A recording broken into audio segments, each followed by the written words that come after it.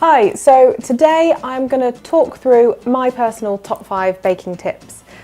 These are just little things that I have picked up and I like to kind of go by these rules. Tip 1, don't look at the picture too much when you're following a recipe.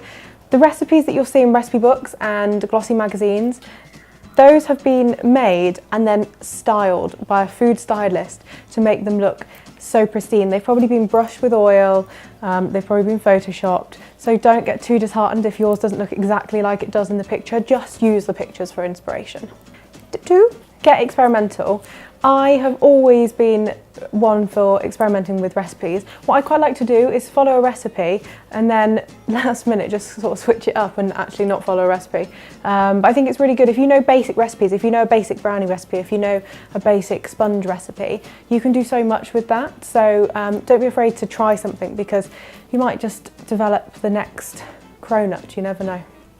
Tip 3. Invest in decent bakeware. I think most important is the baking tins that you use to bake your cakes in.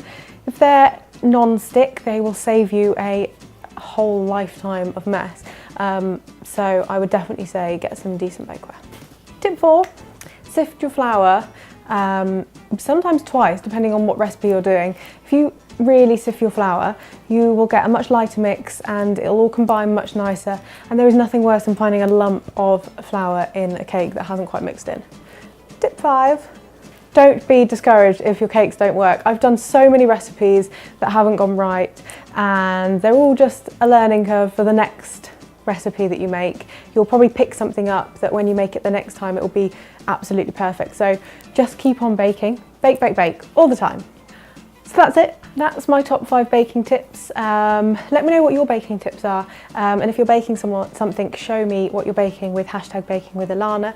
And also don't forget to like and subscribe to my channel. And that's it. I'll see you next time.